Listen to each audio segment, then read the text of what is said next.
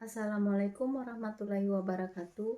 Perkenalkan, nama saya Hidrem Angki, mahasiswa semester 6, Program Studi Pendidikan Biologi, Fakultas Keguruan dan Ilmu Pendidikan, Universitas Sintu Maroso, Poso.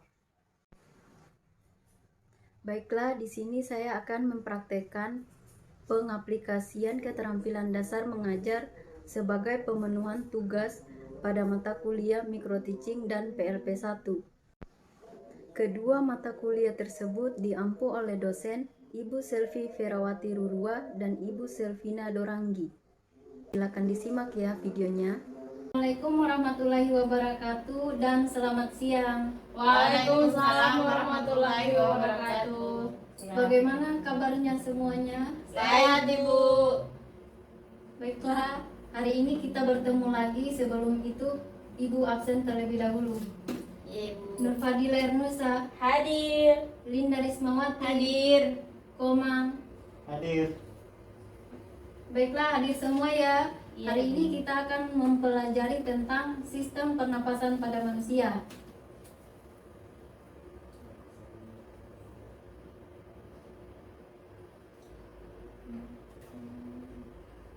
Proses bernapas manusia, ada yang tahu? Melalui mulut. Ya. Ada lagi?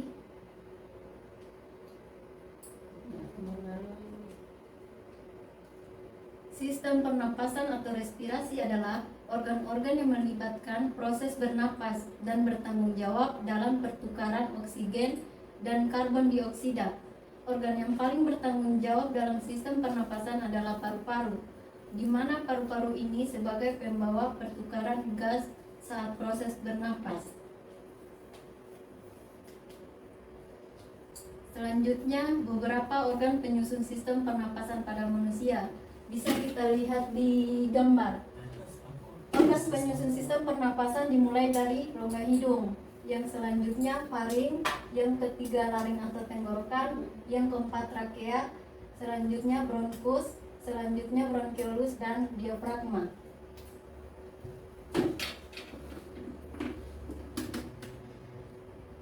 Yang pertama, fungsi hidung. Di dalam bernapas, fungsi hidung untuk menyaring udara yang masuk dari kotoran dan debu oleh rambut hidung. Selanjutnya, hidung juga berfungsi untuk menyesuaikan suhu dan melembabkan udara yang masuk oleh selaput hidung. Yang selanjutnya, fungsi faring.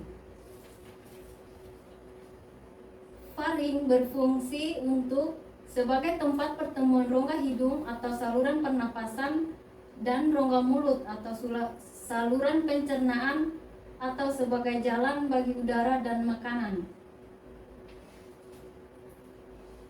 Selanjutnya, fungsi laring atau tekak ataupun jakun. Pada laring terdapat epiglotis dan pita suara. Epiglotis dapat membuka dan menutup. Epiglotis menutup saat menelan makanan supaya makanan tidak masuk ke dalam tenggorokan, melainkan menuju ke kerongkongan atau saluran pencernaan. Yang selanjutnya, pita suara. Pita suara adalah selaput lendir yang dapat bergetar menghasilkan suara.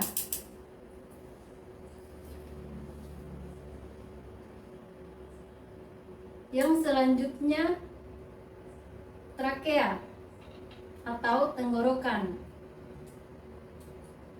Trakea atau tenggorokan terdapat lapisan lendir dan jaringan yang disebut silia, yang berfungsi menyaring kotoran yang tidak tertangkap oleh laring sebelum masuk ke paru-paru dan mendorongnya keluar menuju mulut. Bronkus. Bronkus adalah percabangan dari trakea yang menuju paru-paru kanan dan paru-paru kiri. Maka bronkus juga ada dua, yaitu bronkus kanan dan bronkus kiri.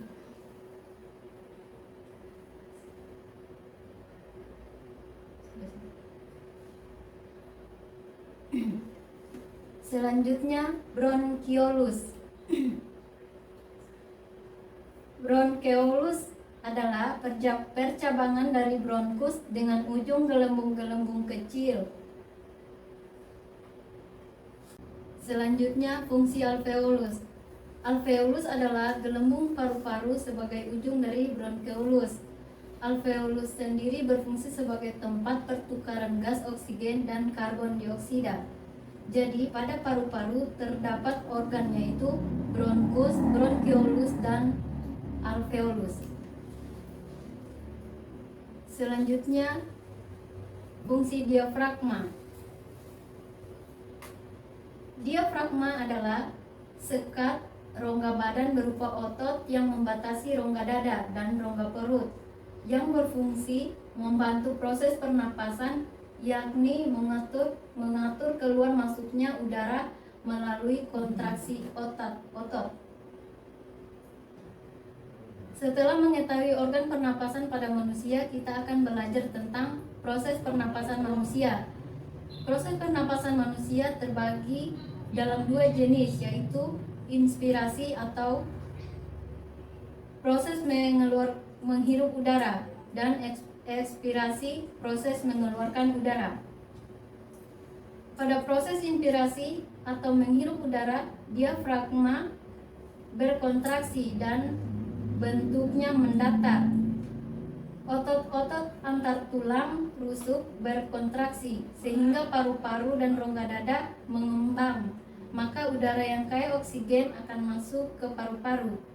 Sedangkan pada proses ekspirasi atau menghembuskan udara, diafragma berelaksasi dan bentuknya menjadi melengkung ke atas.